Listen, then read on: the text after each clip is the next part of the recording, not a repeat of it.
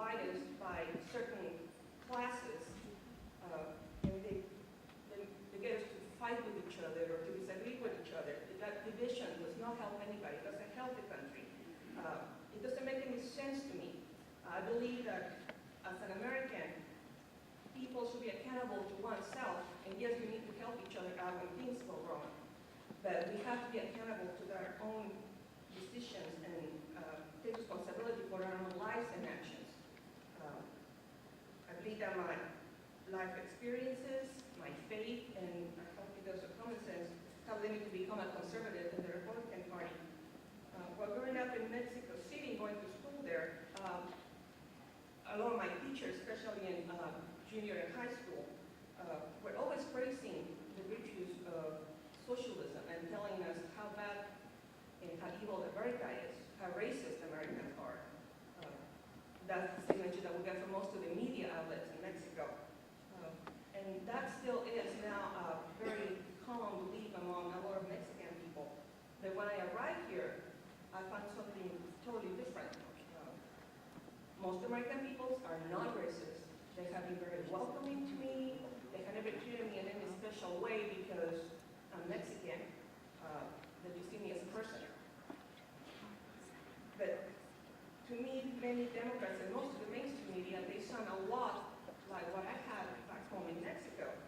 I just don't understand that. Why is it that so many American-born people don't appreciate the fact that they live in this great country? If the USA is so bad as the Democrats and media trying to make us believe, why is it that we have so many people that are coming to this country both legally and illegally? They wouldn't be here if things were really that bad. If the United States was such an evil country, they wouldn't be coming here. And I see and hear almost on a daily basis comments about why the USA should be more like this country or that other country because how generous their governments are on the things that they offer to people, or how open-minded they are about alternative lifestyles. The way I see it, those that don't like it here are free to move somewhere else.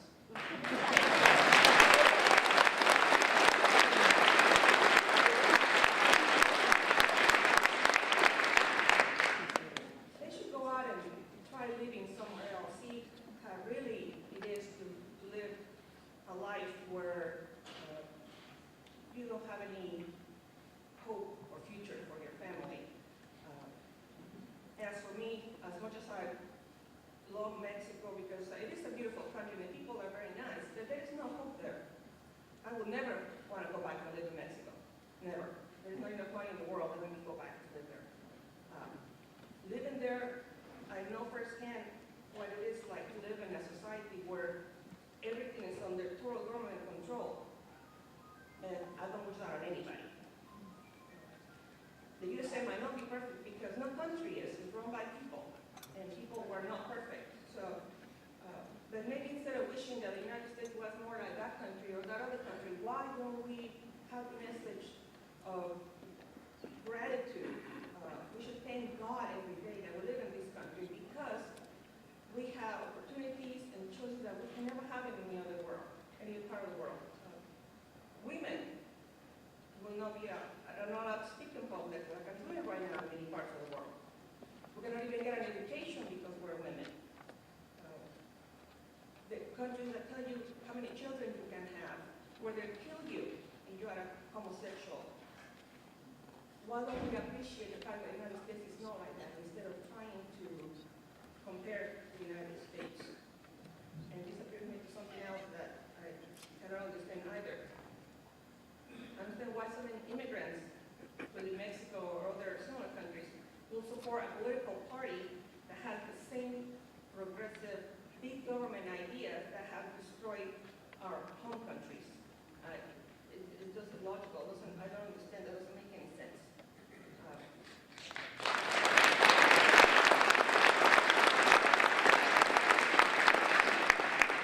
I believe that the Republican Party offers all of us the best chances to make the most of ourselves through promotion of self-reliance, limited government, and fiscal responsibility. Another thing that makes me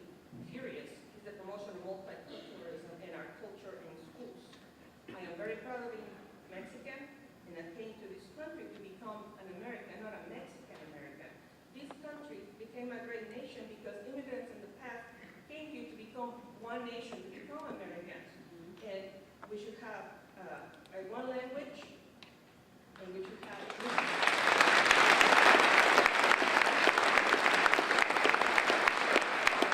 and we should become again one nation under God.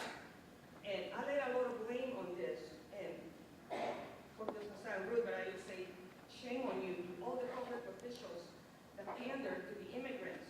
In my case, it would be the Latino Hispanic community, by demanding that local and federal agencies provide bilingual services, such as voting ballots, driving tests, and many other things like that. They're not doing anybody any favor, especially those people in that community, by keeping them from learning to speak English. That is holding people back. You're not going to succeed at anything you're doing if you cannot communicate in English. That is the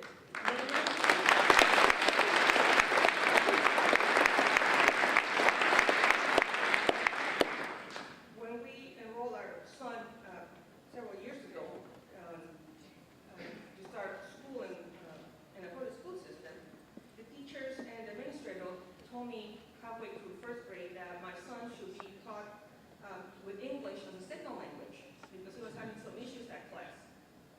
When I asked them why, they figured, well, they told me that it's because he was probably having a language confusion. What do you mean? Well, he probably speaks Spanish mostly at home, so coming to school and learning mostly English probably confusing him.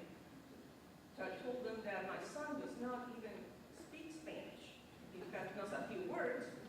But, so we just assume because you're Mexican that he speaks Spanish because he looks Hispanic too. So I got into a big argument with this person.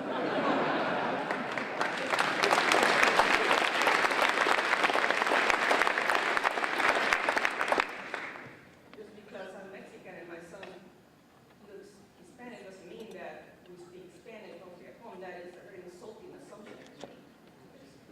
I call that racist.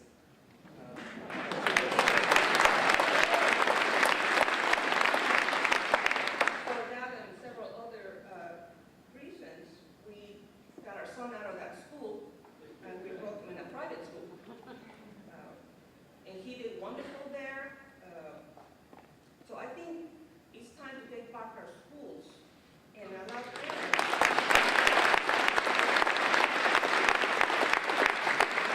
We should allow parents to use tax dollars to enroll their kids in private schools if they want or whatever public school they want. But we cannot allow our children to continue to be victims of power-hungry politicians and school administrators, unions. We need to take our schools back and help our children. The Republican Party endorses school choice and does not support multiculturalism for the most part, which is one of the major reasons I belong to the Republican Party. And also, something that worries me is the ever-expanding government. Every night on the news, I see reports about more regulation. There's more programs, more taxes, more and more, all in the name of helping people. They want to just hand us out. They don't want to do whatever anything because the government is going to provide everything for us. But we don't need a government program that keeps us from getting a job. The solution is to get people back to work. We need jobs, so we don't need government programs. I want public officials to stop putting us down. And I speak that as a Latino or Hispanic because I hear from many of them that they want us to vote for them. They want us to like them because they are working to provide for the needs of the Latino or Hispanic population. And I've been on the phone with some politicians asking them what they mean by that because the needs of the Latinos or Hispanics are the same as those of anybody else that has come from Mexico or any other country. We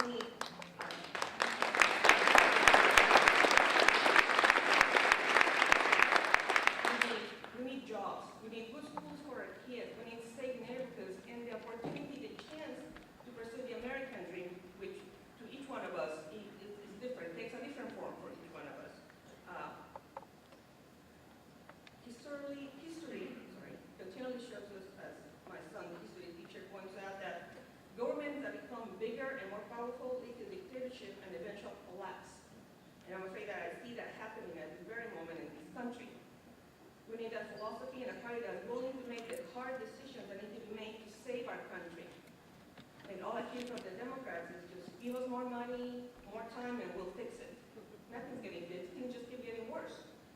It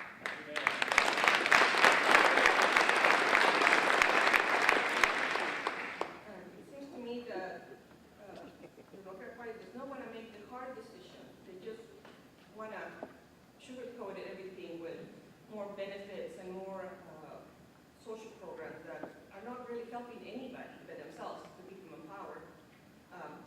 I, as a conservative woman, believe that the Republican Party, for the most part, wants to make many of these hard decisions and is willing to offer a real life plan and budgets to handle the fiscal crisis that is approaching, and we don't do anything about it. It's going to be really hard to make a comeback if at all possible. And those are many of the things that I'd like to become a Republican, and some of the other ones are the support of the Second Amendment, the anti-abortion stand, support for limited government, and the support of Christian values. And